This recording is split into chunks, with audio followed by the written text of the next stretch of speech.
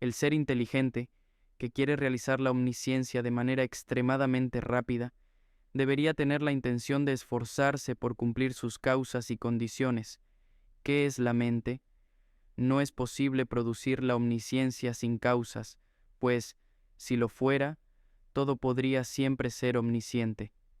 Si las cosas se produjeran sin depender de algo más, existirían sin limitación, y no habría razón por la cual todo no pudiera ser omnisciente. Por lo tanto, como lo funcional surge solo según la ocasión, depende, de modo riguroso, de sus causas. También la omnisciencia es rara, por no ocurrir siempre y en todos los lugares. Entonces, todo no puede volverse omnisciente, pues la omnisciencia depende, definitivamente, de causas y condiciones. Además, entre estas causas y condiciones se deberían cultivar las causas correctas y completas. Si pones en práctica las causas erróneas, aun cuando trabajes duro por mucho tiempo, la meta deseada quedará inalcanzable. Sería como ordeñar el cuerno de una vaca. Análogamente, no se produce resultado alguno si no se activan todas las causas. Por ejemplo, si falta la semilla o cualquier otra causa, no nacerá el retoño. Por lo tanto, quienes deseen un resultado particular deberán cultivar sus causas y condiciones completas e inconfundibles. Si preguntaras, ¿cuáles son las causas y las condiciones del fruto final de la omnisciencia? Yo, al igual que un ciego, no podría dar una explicación usando mis palabras. Entonces, emplearé las que el Buda profirió a los discípulos después de su iluminación. Vajrapani, Señor de los secretos, la sabiduría trascendental, o Nana, de la omnisciencia, radica en la compasión y surge de una causa, el pensamiento altruista, la mente del despertar de Bodhisattva y la perfección de los medios hábiles, Upaya. Por lo tanto, si estás interesado en alcanzar la omnisciencia, tienes que practicar estos tres, la compasión, la mente del despertar de Bodhicitta y los medios hábiles. Los bodhisattvas, inducidos por la compasión, toman el voto de liberar a todos los seres vivos. Entonces, al superar su actitud egocéntrica, se dedican con ahínco y constancia a las prácticas muy difíciles de acumular el mérito y la visión profunda.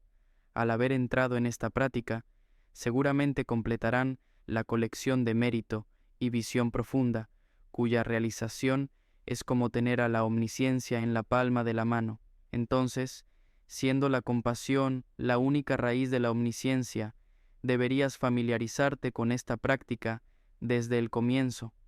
El compendio del Dharma perfecto dice, oh Buda, un bodhisattva no debería entrenarse en muchas prácticas, pues, si se adhiere a un Dharma, aprendiéndolo a la perfección, tiene todas las cualidades del Buda en la palma de su mano.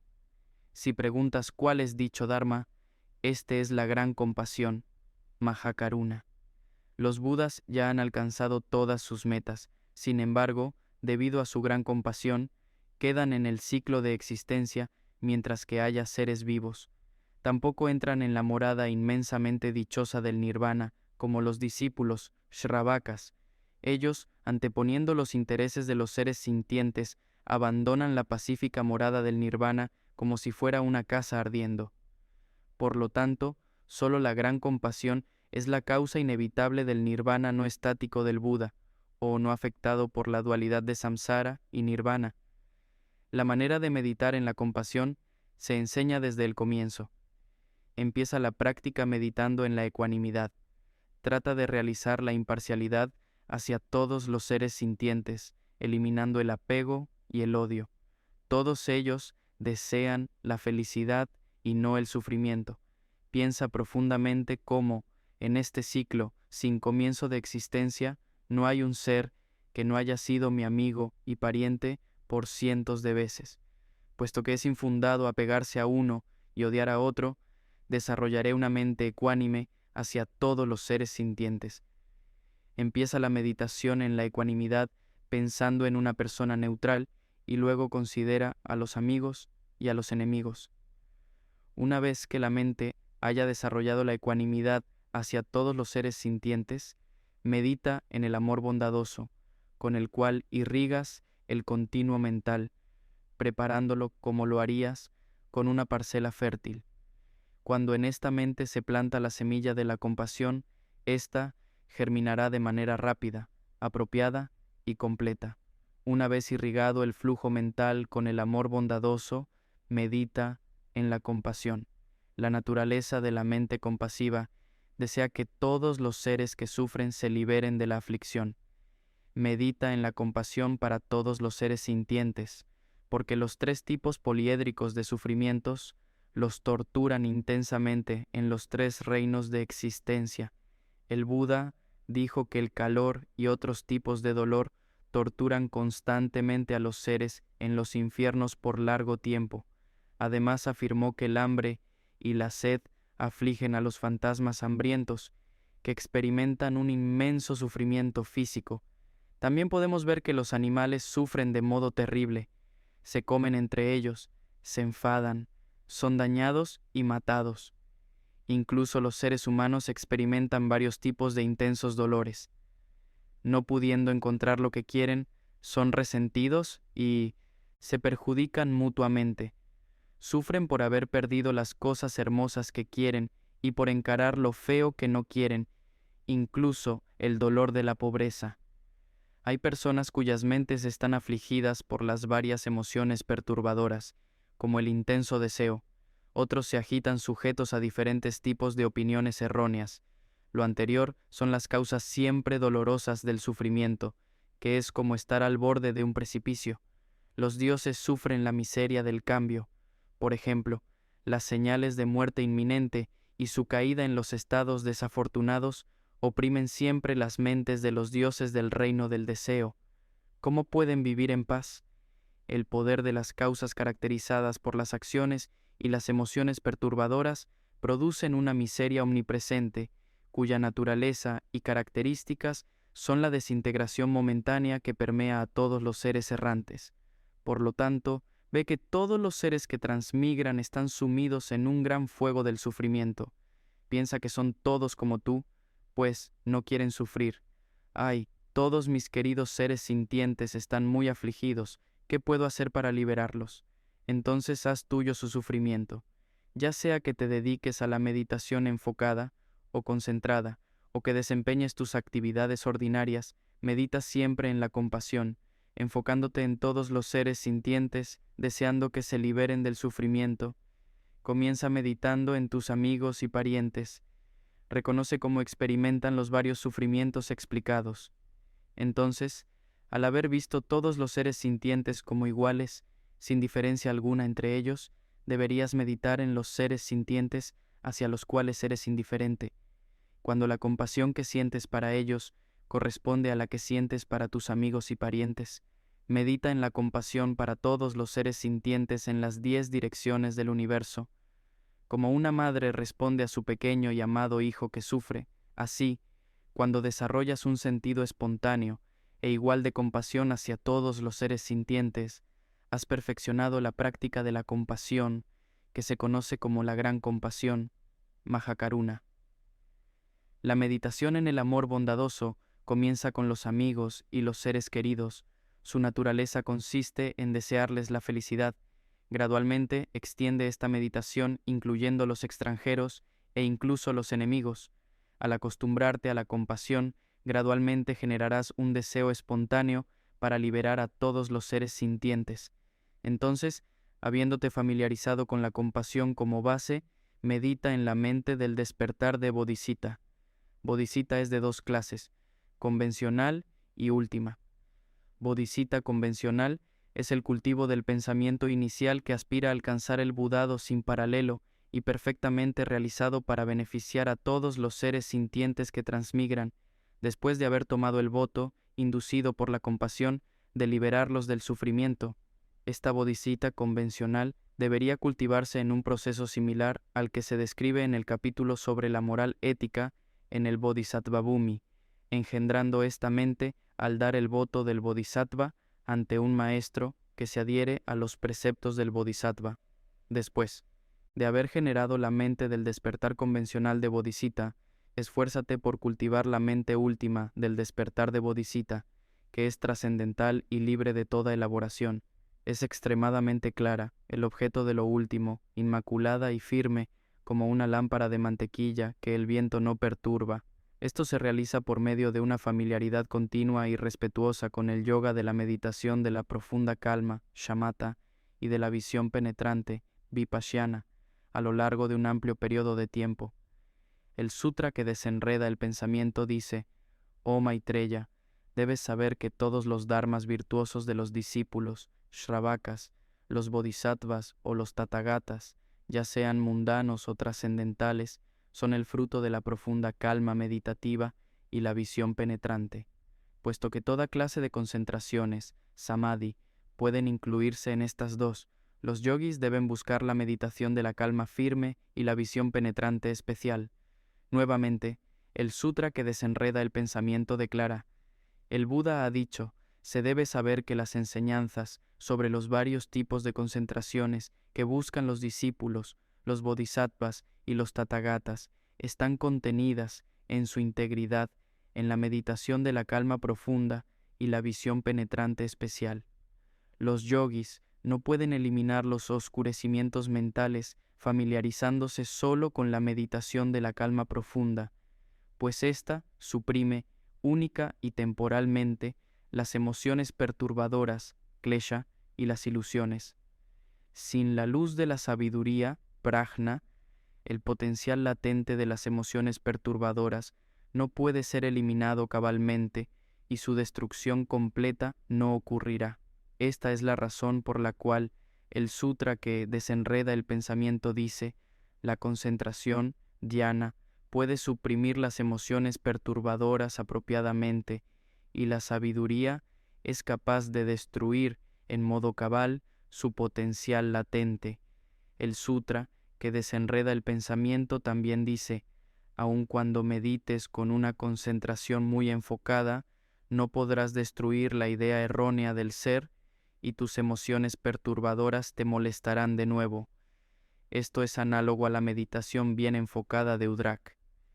El examen específico de que los fenómenos carecen de existencia inherente y las meditaciones efectuadas basándose en ese análisis causan la liberación resultante, nirvana. Ninguna otra causa puede llevar a la paz, shanti. También la sección del Bodhisattva dice: quienes no han oído estas múltiples enseñanzas de la colección del Bodhisattva, ni la enseñanza implementada sobre la disciplina monástica, Vinaya, y piensan que la concentración enfocada es suficiente, precipitarán en el abismo de la arrogancia a causa de su orgullo. Entonces no podrán liberarse completamente del renacimiento, la ancianidad, la enfermedad, la muerte, la miseria, la lamentación, el sufrimiento, la infelicidad mental y las perturbaciones. Tampoco obtienen una completa liberación del ciclo de los 6 estados de existencia, ni de la profusión del sufrimiento provocado por los agregados mentales y físicos. Al tener esto presente, el Tathagata dijo que escuchar la enseñanza contribuirá a liberarse de la ancianidad y la muerte. Por esta razón, quienes deseen alcanzar la sabiduría trascendente y profundamente purificada, deberían meditar en la sabiduría, mientras permanecen en la meditación que mantiene la mente en un estado de profunda calma. El Sutra de la Profusión de Joyas dice: la concentración enfocada se alcanza adhiriéndose a la ética moral, Shila. Al haber llegado a la concentración enfocada, medita en la sabiduría, la cual te ayuda a obtener una conciencia pura y prístina, Jnana, mediante la cual se perfecciona tu conducta moral. La meditación en la fe en el Sutra Mahayana dice: oh niño de noble familia, si no te adhieres a la sabiduría, no sé cómo podrás tener fe en el Mahayana de los Bodhisattvas o cómo podrás proseguir en el Mahayana. Oh niño de noble familia, deberías saber que esto se debe a que la fe del Bodhisattva en el Mahayana y el adelanto en el mismo ocurren como resultado de la contemplación del Dharma perfecto y de la realidad con una mente libre de distracción. La mente de un yogi se distraerá con varios objetos si solo cultiva la visión penetrante especial sin desarrollar una mente que permanece en un estado de profunda calma. Será inestable, como una lámpara de mantequilla en el viento. Al faltar la claridad de una alerta prístina, se debería cultivar, de manera igual, la visión penetrante especial y la mente que permanece calma. Por eso el Sutra de la Gran y Completa Trascendencia del Sufrimiento dice: los discípulos no pueden ver la naturaleza búdica porque su absorción enfocada es más fuerte y su sabiduría más débil. Los bodhisattvas pueden verla, pero no claramente, siendo su sabiduría más fuerte y su concentración enfocada más débil. Sin embargo, los tathagatas pueden ver todo por poseer una combinación equitativa entre una mente que permanece en una calma continua y una visión penetrante especial. Debido al poder de la meditación que mantiene la mente en un estado de calma profunda, los aires de los pensamientos conceptuales no la perturbarán, como una lámpara de mantequilla intocada por la brisa. La visión penetrante especial elimina cada mancha de opiniones erróneas y por lo tanto los puntos de vista ajenos no te afectarán. El Sutra de la Lámpara de la Luna dice: por medio de la fuerza de la calma meditativa, la mente se vuelve firme y con la visión penetrante especial será como una montaña. Por lo tanto, mantén una práctica yógica de las dos.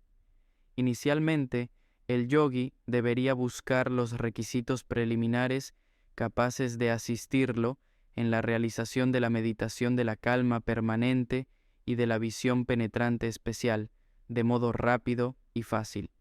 Estos son: vivir en un medio ambiente propicio, limitar los deseos y practicar el contento, no involucrarse en muchas actividades, mantener una pura ética moral y eliminar totalmente el apego y cualquier otra clase de pensamientos conceptuales. Un medio ambiente propicio se conoce por medio de 5 características: un fácil acceso a la comida y al vestuario, ausencia de seres malos y enemigos, libre de enfermedades, poblado de buenos amigos que mantienen la ética moral y que comparten puntos de vista similares, pocas visitas durante el día y poco ruido de noche. Limitar los deseos se refiere a no tener un apego excesivo a la ropa buena y numerosa, tales como los vestuarios religiosos. La práctica del contento significa sentirse siempre satisfecho con cualquier cosita, tal como unas túnicas religiosas inferiores, etc. No involucrarse en muchas actividades se refiere al abandono de las actividades ordinarias como el negocio, evitar una intimidad excesiva con los dueños de casa y los monjes, y el completo abandono de la práctica de la medicina y la astrología. Incluso, en el caso en que se declara que es imposible restablecer la transgresión de los votos de los discípulos, podemos decir que la moralidad de una persona es pura si hay remordimiento y la voluntad consciente de no repetirla, si se percata de la ausencia de verdadera identidad de la mente que ejecutó la acción, o si se da cuenta de que todos los fenómenos carecen de verdadera identidad. Esto debería entenderse basándose en el Sutra sobre la eliminación del remordimiento de Ajatasattu. Deberías superar tu remordimiento y hacer un esfuerzo especial en la meditación, Bhavana. El tener presente los varios defectos del apego en esta vida y en las futuras contribuye a eliminar las concepciones erróneas al respecto. Lo bello y lo feo en el ciclo de existencia comparten los aspectos de inestabilidad y desintegración. Es indudable que te separarás de todo esto sin espera. Entonces, medita en por qué deberías tener un apego excesivo por estas cosas y luego descarta toda concepción equivocada. ¿Cuáles son los requisitos preliminares de la visión profunda especial? Confiar en una persona santa, buscar seriamente una instrucción extensa y contemplar adecuadamente. ¿En qué clase de santo deberías confiar? Aquel que ha oído muchas enseñanzas se expresa claramente, es compasivo y es capaz de soportar las dificultades. ¿Qué significa buscar seriamente una instrucción extensa? Escuchar seriamente sobre el significado definitivo e interpretable de las 12 ramas de las enseñanzas del Buda.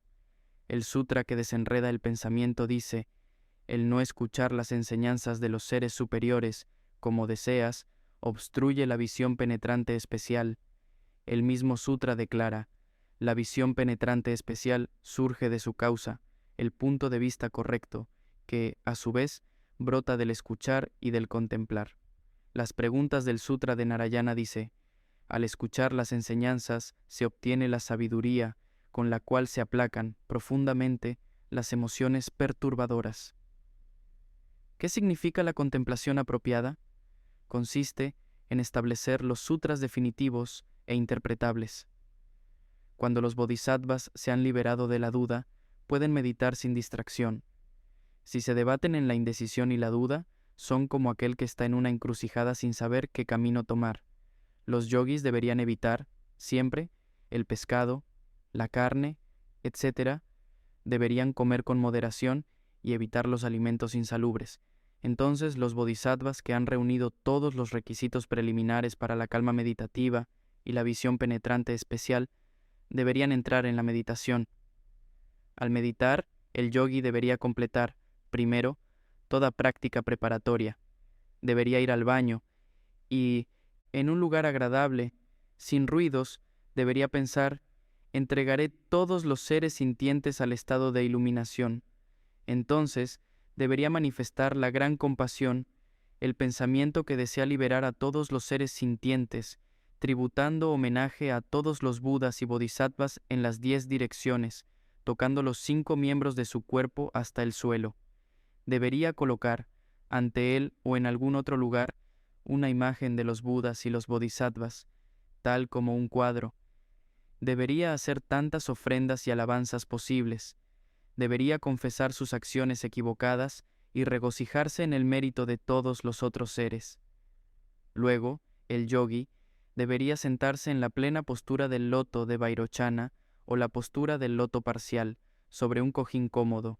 Los ojos no deberían estar totalmente abiertos ni herméticamente cerrados. Enfócalos en la punta de la nariz. El cuerpo no debería inclinarse adelante ni atrás. Manténlo recto y dirige la atención hacia lo interno.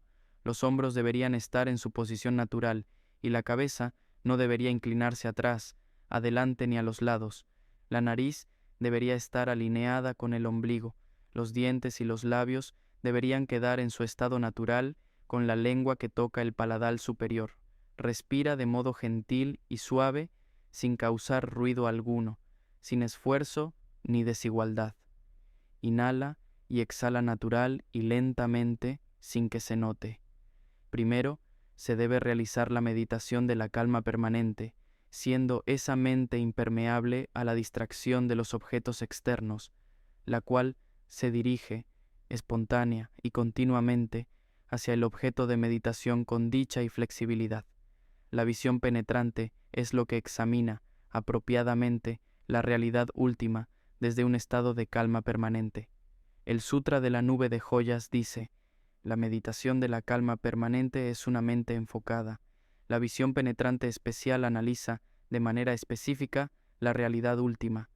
También el Sutra que desenreda el pensamiento declara: Maitreya preguntó: ¿cómo se puede buscar seriamente la meditación de la calma permanente y desarrollar una gran versación en la visión penetrante especial?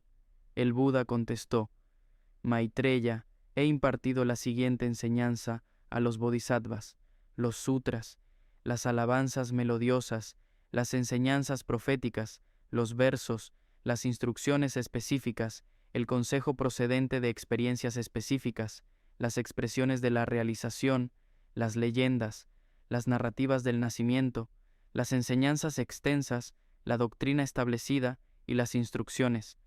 Los bodhisattvas deberían escuchar adecuadamente estas enseñanzas, recordar sus contenidos, entrenarse en recitarlas y examinarlas profunda y mentalmente.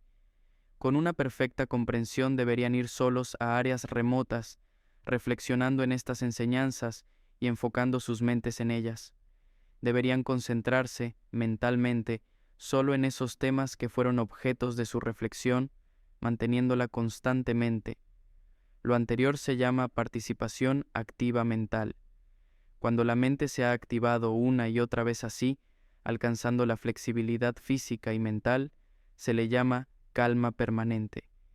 Esto es como los bodhisattvas buscan, en modo adecuado, la mente que reside en un estado de tranquilidad. Cuando el bodhisattva ha alcanzado la flexibilidad física y mental, morando solo en ellas, elimina la distracción mental. Ahora se debería analizar el fenómeno contemplado como el objeto de la concentración interna y enfocada, considerándolo como un reflejo. Este reflejo o imagen, siendo el objeto de la concentración enfocada, debería discernirse, cabalmente, como un objeto de conocimiento, investigándolo y examinándolo completa y profundamente. Practica la paciencia y regocíjate en ella. Con un análisis adecuado, obsérvala y entiéndela. A esto se le conoce como visión penetrante especial, y los bodhisattvas están versados en eso.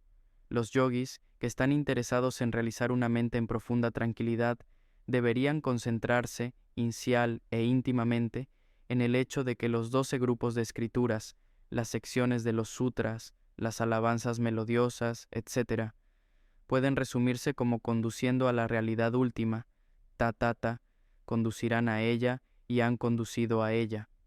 Una manera de hacer esta meditación consiste en colocar la mente en los agregados mentales y físicos, skandhas, como un objeto que incluye todos los fenómenos, dharmas. Otra manera es la de enfocar la mente en una imagen del Buda. El Sutra Rey de la Estabilización Meditativa dice: con su cuerpo de color dorado, el Señor del Universo es extremadamente hermoso. El Bodhisattva que coloca su mente en este objeto se considera como aquel que está en absorción meditativa. Entonces, sitúa tu mente en el objeto elegido y después coloca la mente ahí de modo repetido y continuo. Al haber situado la mente así, examínala para ver si se ha enfocado apropiadamente en el objeto. Además, averigua si hay torpor y si los objetos externos la distraen. Si constatas que la somnolencia está entorpeciendo la mente, o si temes que el torpor mental está por llegar, entonces la mente debería considerar un objeto muy agradable, tal como una imagen del Buda o una noción de luz. Mediante este proceso se disuelve el torpor y la mente debería intentar ver el objeto en modo muy claro.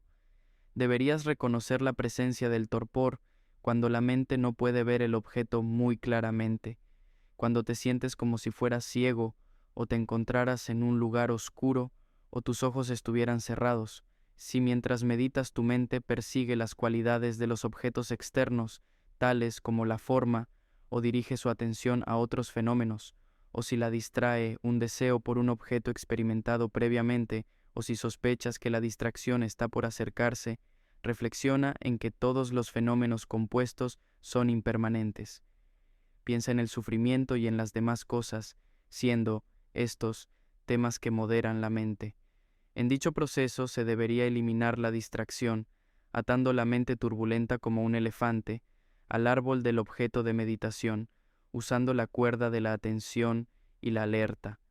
Al constatar que la mente no está sujeta al torpor ni a la excitación y que reside, naturalmente, en el objeto, deberías atenuar tu esfuerzo permaneciendo neutral mientras que la mente continúe así.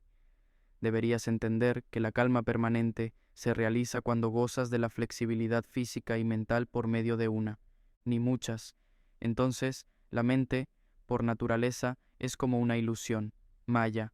Analiza eso, al igual que la mente, también la naturaleza de todos los fenómenos es ilusoria. Así, cuando la sabiduría analiza de modo específico la identidad de la mente, en última instancia se percibe que no está ni adentro ni afuera, tampoco se percibe en la ausencia de ambos, no se percibe la mente del pasado, del futuro ni del presente. Cuando la mente nace, no viene de lugar alguno, y cuando cesa, no va a lugar alguno, siendo inaprehensible, indemostrable y no física. Si preguntaras, ¿cuál es la entidad de eso que es inaprehensible, indemostrable y no físico? La profusión de joyas afirma: o Kashyapa, si buscamos la mente con seriedad, no la encontramos. Eso que no se halla no puede ser percibido, y lo no percibido no es pasado, presente ni futuro. Por medio de este análisis, al final no se capta el comienzo, la parte intermedia ni el fin de la mente. Se debería entender que todos los fenómenos no tienen un final ni un medio, así como la mente tampoco los tiene. Al saber que ella carece de fin y medio, no se percibe identidad de la mente. Es vacío incluso eso del cual la mente está consciente. Al darse cuenta de ello, al fin y al cabo tampoco se percibe la identidad misma, que se establece como el aspecto de la mente, como la identidad de la forma física, etc. Entonces, cuando una persona no ve, en última instancia, la identidad de todos los fenómenos mediante la sabiduría, no analizará si la forma física, rupa, es permanente o impermanente, vacía o no vacía, contaminada o no contaminada, producida o no producida, existente o no existente. Como no se examina la forma física, tampoco se examina el sentimiento, el reconocimiento, los factores de composición y la conciencia. Cuando el objeto no existe, tampoco sus características existen. Entonces, ¿cómo pueden examinarse? De esta manera, cuando la persona no aprehende firmemente la entidad de una cosa como existiendo de manera última, el practicante, al haberla investigado con la sabiduría, se dedica a la concentración enfocada no conceptual, dándose cuenta, así, que todos los fenómenos no tienen identidad intrínseca. Quienes no meditan con la sabiduría y no analizan la entidad de las cosas específicamente, sino solo meditan en eliminar la actividad mental, no pueden obviar los pensamientos conceptuales ni darse cuenta de la ausencia de identidad inherente, porque les falta la luz de la sabiduría. Si el fuego de la conciencia que conoce los fenómenos tal como son es el fruto del análisis individual de la realidad última, entonces, como el fuego producido frotando la madera, éste quemará la leña del pensamiento conceptual. Así habló el Buda. También la nube de las joyas, Ratnamega, afirma, la persona hábil en discernir las fallas emprende el yoga de la meditación en la vacuidad a fin de eliminar todas las elaboraciones conceptuales. Este ser, gracias a su repetida meditación en la vacuidad, shunyata, al buscar profundamente el objeto y su identidad, que deleita la mente, distrayéndola, se da cuenta que ambos están vacíos. Cuando examina la mente misma, se percata de que es vacía. Al buscar la identidad que esta mente realizó, también se constata que ésta es vacía. Al percatarse de lo anterior, se entra en el yoga de la ausencia de señales. Esto muestra que sólo quienes emprendieron un análisis completo pueden entrar en el yoga de la ausencia de señales. Se ha explicado muy claramente que por medio de la simple eliminación de la actividad mental, sin examinar la identidad de las cosas con la sabiduría, no es posible emprender la meditación no conceptual. Así, se hace la meditación después de haber analizado perfectamente, con la sabiduría, la identidad real de las cosas como la forma física, etc., y no concentrándose en la forma física, etc. Tampoco se hace la concentración morando entre este mundo y el mundo más allá, porque las formas físicas, etc., no son percibidas. Por eso se llama la concentración no estática. A este practicante se le nombra, entonces, un meditador de la sabiduría suprema porque, al examinar específicamente la identidad de todas las cosas con la sabiduría, no percibe nada. Esto se ha declarado en el Sutra del Tesoro del Espacio y el Sutra de la Joya en la Corona, etc.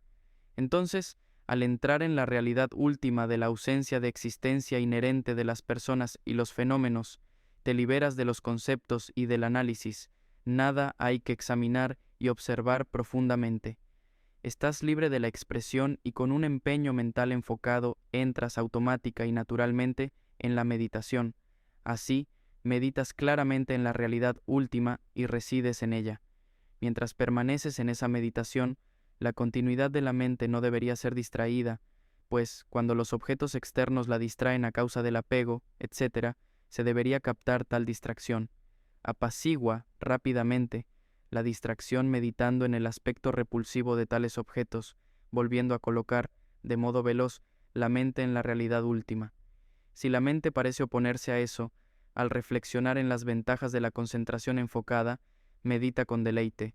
La reluctancia debería calmarse al ver los defectos de la distracción. Si la función de la mente se vuelve nubosa y empieza a hundirse, o si hay el riesgo que se hunda a causa del torpor mental o la somnolencia, entonces, como se hizo antes, intenta superar este torpor, centrando la mente en las cosas muy agradables. Entonces, deberías enfocarte, con firmeza, en la realidad última. A veces, cuando se observa que la mente se excita, o si el recuerdo de los eventos pasados fungen de tentación para distraerla, entonces, como se hizo previamente, apacigua la distracción reflexionando en la impermanencia, etc., lo cual contribuirá a dominar la mente. Esfuérzate, entonces, para dirigir la mente a la realidad última, sin aplicar las fuerzas contrarias.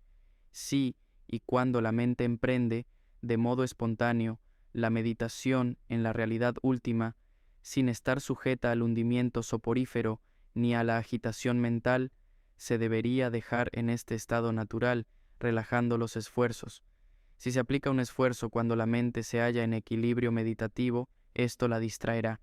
Sin embargo, si no se implementa el esfuerzo cuando la mente se entorpece, será parecida a un ciego a causa de un extremo torpor y por ende no obtendrás la visión profunda especial.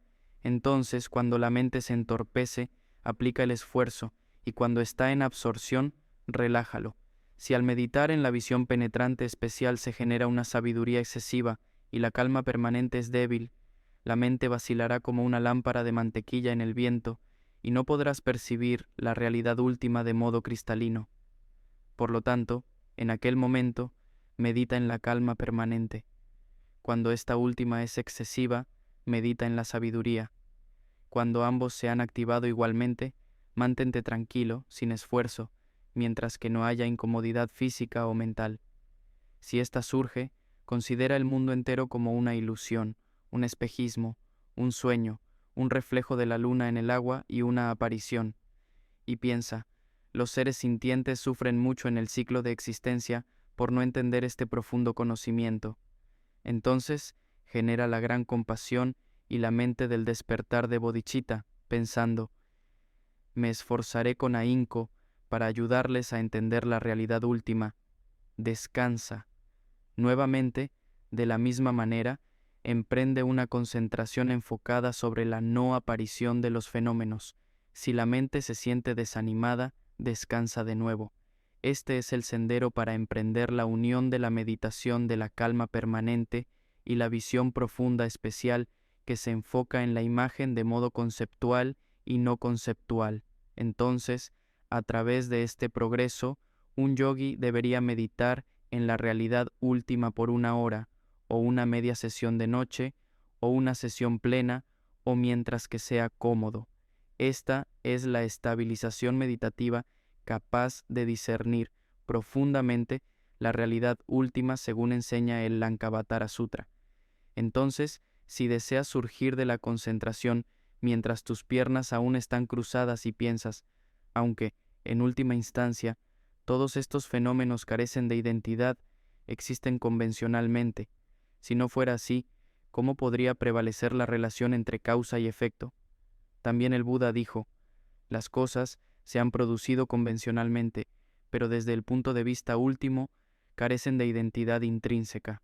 Entonces, deberías pensar, los seres sintientes, con una actitud infantil, exageran los fenómenos, considerando que tienen identidad intrínseca cuando en verdad carecen de ella. El atribuir la existencia intrínseca a eso que no la tiene, confunde sus mentes, vagando, así, por el ciclo de la existencia durante un largo tiempo. Estas son las razones por las cuales me esforzaré, sin fallar, por alcanzar el estado omnisciente, realizando las acumulaciones insuperables de mérito y visión profunda, a fin de ayudarlos a darse cuenta de la realidad última. Entonces, levántate, despacio, de la posición del loto, e inclínate ante los Budas y los Bodhisattvas de las 10 direcciones. Haz ofrendas para ellos y entona sus alabanzas. Reza amplias oraciones, recitando la oración de la noble conducta, etc. Por lo tanto, emprende esfuerzos conscientes para realizar las acumulaciones del mérito y de la visión profunda, practicando la generosidad, etc., que están dotadas de la esencia del vacío y de la gran compasión. Si actúas así, tu estabilización meditativa realizará esa vacuidad que posee la flor innata, de todas las cualidades. El Sutra de la Joya en la corona declara, al llevar puesta la armadura del amor bondadoso, mientras permaneces en un estado de gran compasión, practica la estabilización meditativa que realiza la vacuidad que posee lo mejor de todas las cualidades. ¿Cuál es la vacuidad que posee lo mejor de todas las cualidades? Es la que no se ha separado de la generosidad, la ética, la paciencia, el esfuerzo, la estabilización meditativa, la sabiduría ni los medios hábiles. Los bodhisattvas deben confiar en las prácticas virtuosas como la generosidad, cuales medios para hacer madurar profundamente todos los seres sintientes y a fin de perfeccionar el lugar, el cuerpo y el polifacético séquito. Si no fuera así, ¿cuáles serían las causas de estos campos, el campo de los Budas, etcétera, que él mencionó? La sabiduría omnisciente que posee la flor, innata de todas las cualidades, puede realizarse a través de la generosidad y otros medios hábiles. Por eso el Buda dijo que estos últimos perfeccionan la sabiduría omnisciente. Como corolario, los bodhisattvas deberían cultivar también la generosidad y otros medios hábiles, no solo la vacuidad. El Sutra de la extensa colección de todas las cualidades también afirma: el Buda dijo: «Oh Maitreya, los bodhisattvas realizan profundamente las 6 perfecciones a fin de alcanzar el fruto final del Budado. Sin embargo, al oír esto, los insensatos responden: los bodhisattvas deberían entrenarse solo en la perfección de la sabiduría. ¿De qué sirve el resto de las perfecciones? Repudian las otras perfecciones. Maitreya, ¿qué opinas al respecto? Cuando el rey de Kashi ofreció su piel al halcón para salvar una paloma, ¿corrompió la sabiduría? Maitreya contestó: no, para nada. El Buda dijo: Maitreya, los bodhisattvas acumularon las raíces del mérito a través de sus acciones unidas a las 6 perfecciones, paramitas. ¿Son estas raíces del mérito perjudiciales? Maitreya contestó: oh Buda, de forma alguna. Entonces el Buda continuó: Maitreya, además has practicado correctamente la perfección de la generosidad por 60 eones, la perfección de la ética por 60 eones, la perfección de la paciencia por 60 eones, la perfección de la perseverancia entusiasta por 60 eones, la perfección de la estabilización meditativa por 60 eones y la perfección de la sabiduría por 60 eones. Al oír esto, los insensatos contestan: existe solo un modo para alcanzar el Budado, el camino de la vacuidad. Su práctica es totalmente errónea. Un bodhisattva que posee la sabiduría, pero no los medios hábiles, es como los discípulos que son incapaces de emprender las acciones de los Budas. Sin embargo, pueden hacerlo cuando los sostienen los medios hábiles. Según dice la profusión de joyas, Kashyapa es así. Por ejemplo, los reyes, sostenidos por los ministros, pueden realizar todos sus propósitos.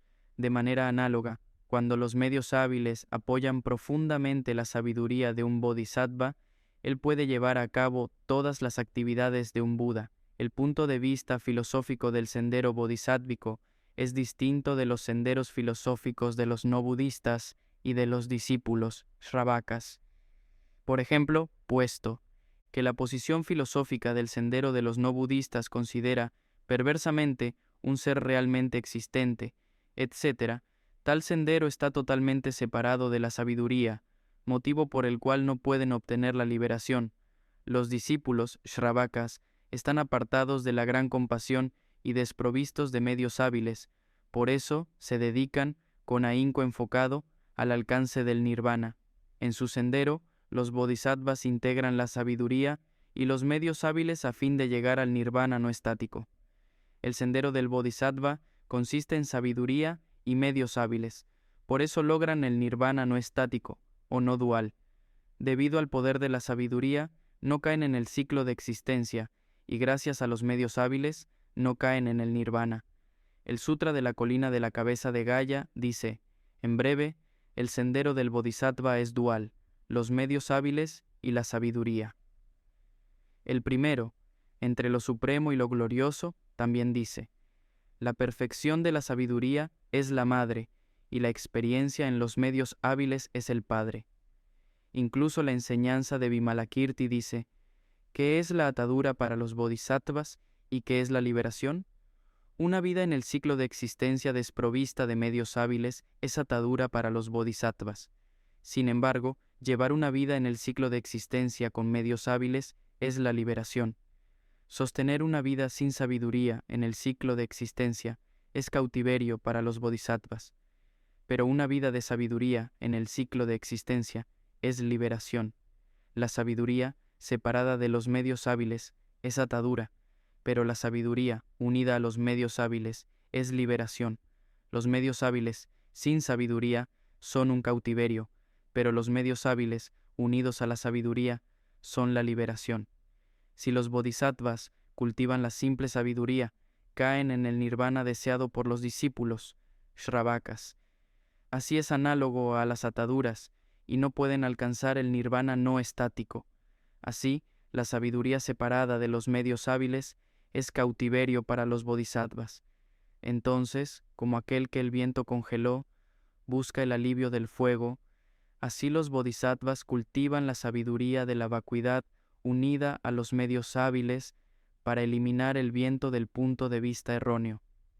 Sin embargo, no se esfuerzan por realizarlo como hacen los discípulos. El Sutra de las 10 cualidades dice: «Oh niño de buena familia, es así». Por ejemplo, una persona plenamente devota al fuego, dispuesta a respetarlo y a considerarlo como un gurú, no pensará, puesto que respeto, honro y venero el fuego, debería tenerlo en las manos. Esto porque se da cuenta que le causaría dolor físico e incomodidad mental. De manera análoga, los bodhisattvas están conscientes del nirvana, pero no tratan de realizarlo, pues se percatan de que, al hacerlo, se alejarían de la iluminación.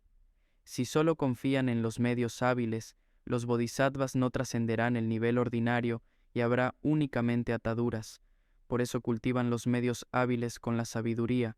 Por medio del poder de la sabiduría, los bodhisattvas pueden transformar incluso las emociones perturbadoras en néctar, como sucede al veneno, bajo un encanto tántrico.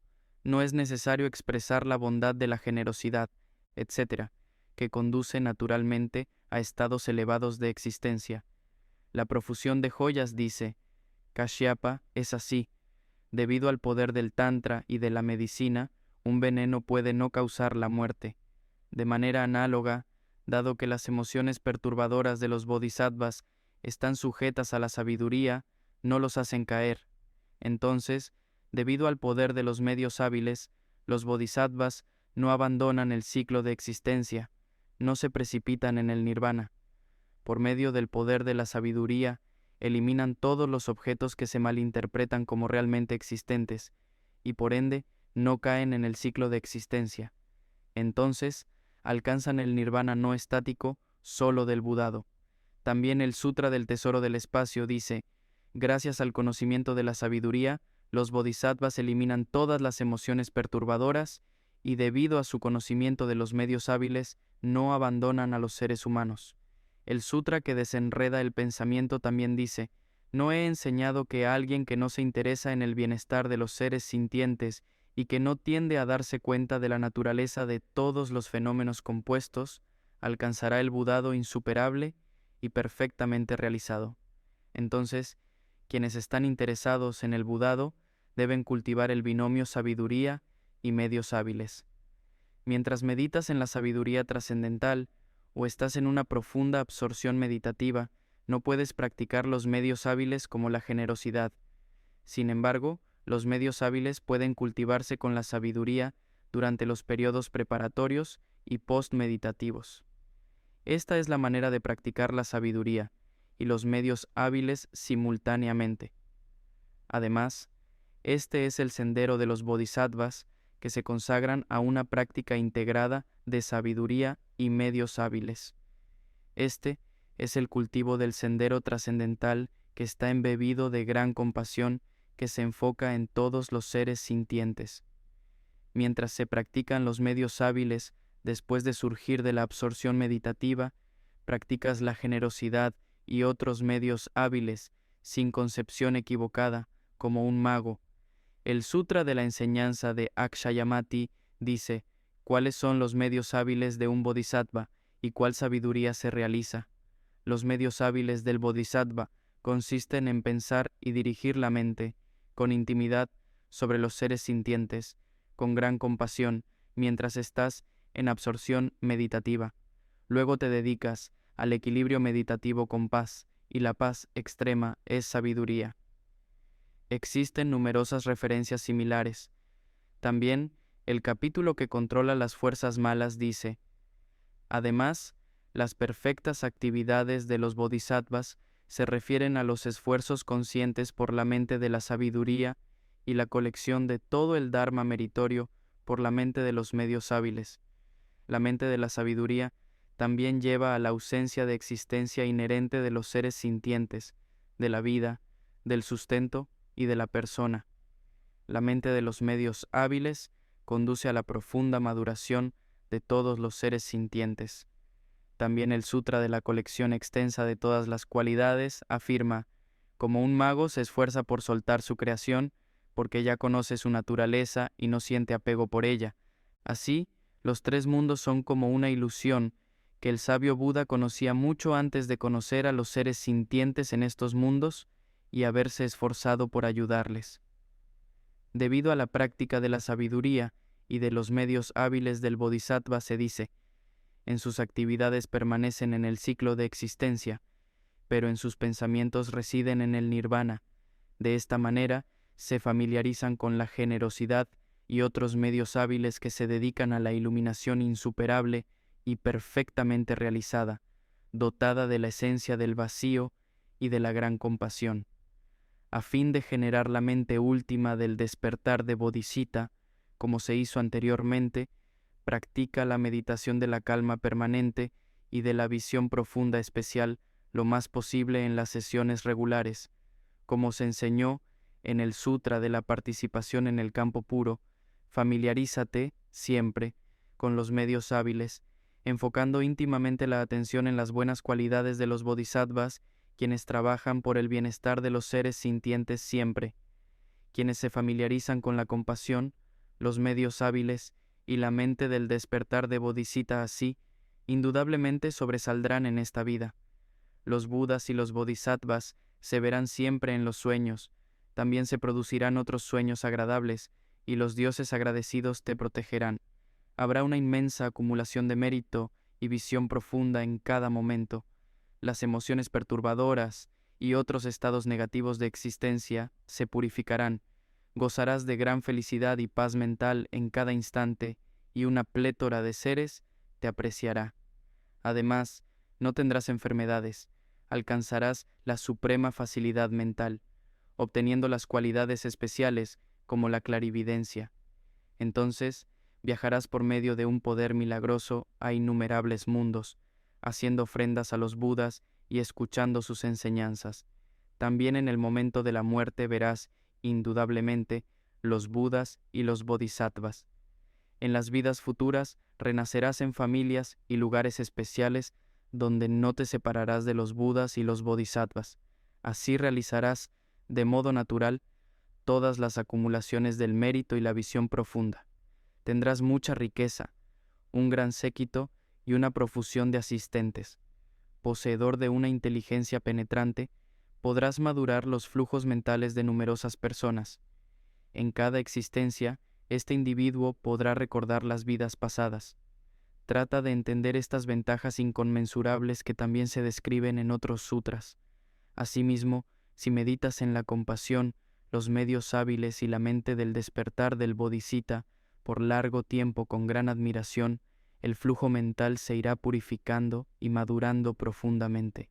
Entonces, como el fuego se produce frotando los trozos de madera, así realizarás tu meditación en la realidad perfecta y alcanzarás un conocimiento extremadamente claro de las esferas de los fenómenos Dharmadhatu, sin las elaboraciones conceptuales, la sabiduría trascendental exenta de las redes atrapadoras del pensamiento conceptual. Esta sabiduría de la bodhisattva última es inmaculada, como una lámpara de mantequilla firme, intocada por el viento. Entonces, talmente, en la entidad de la bodhisattva última está, incluida en el sendero de la visión que aprehende la ausencia de existencia inherente de todos los fenómenos. Por medio de este logro, entras en el sendero que se enfoca en la realidad de las cosas, y así naces en la familia de los Tathagatas.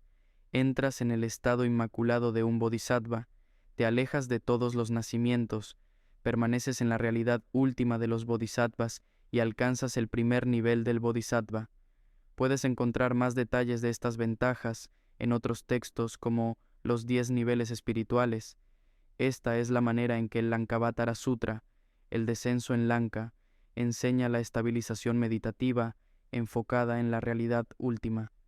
Así es como los bodhisattvas penetran en la meditación no conceptual, libre de las elaboraciones. Entonces, quien ha entrado en el primer nivel, después se familiarizará en el sendero de la meditación con las dos sabidurías del estado trascendental, la sabiduría sucesiva y los medios hábiles. De este modo, él va purificando, gradualmente, la acumulación más sutil de las ofuscaciones que son el objeto de purificación del sendero de la meditación. A fin de alcanzar las cualidades superiores, él purifica profundamente los niveles espirituales inferiores. Todos los propósitos y los objetivos se realizan completamente entrando en la sabiduría trascendental de los Tathagatas y entrando en el océano de la omnisciencia. De esta manera, por medio de una práctica gradual, el flujo mental se purifica cabalmente. Esto es lo que explica el Lankavatara Sutra.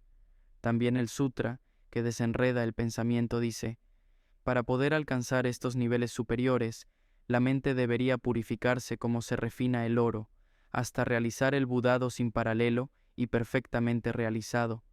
Al entrar en el océano de la omnisciencia, posees cualidades preciosas e impecables para sostener a los seres sintientes, y éstas realizan tus oraciones positivas anteriores.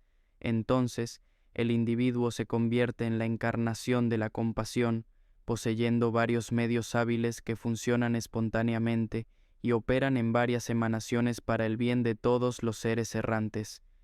Además, todos los atributos maravillosos se perfeccionan. Al eliminar las contaminaciones y su potencial latente, todos los Budas permanecen para ayudar a cada ser sintiente. Por medio de esta toma de conciencia, genera la fe en los Budas, la fuente de todo el conocimiento y las cualidades maravillosas. Cada uno debería esforzarse para realizarlas. Entonces, el Buda dijo: la sabiduría omnisciente y trascendental se produce teniendo a la compasión como su raíz, a la mente de Bodhisattva como su causa, y se perfecciona gracias a los medios hábiles. Los sabios se alejan de los celos y de otras manchas. Su sed por el conocimiento es inagotable como un océano. Ellos solo conservan lo que es apropiado a través del discernimiento, como los cisnes que saben separar el agua de la leche. Entonces, los eruditos deberían separarse de las actitudes divisivas y el fanatismo. Incluso de un niño se reciben las buenas palabras. Cualquier mérito que yo derive por haber expuesto este sendero del medio, lo dedico a todos los seres para que realicen el sendero del medio.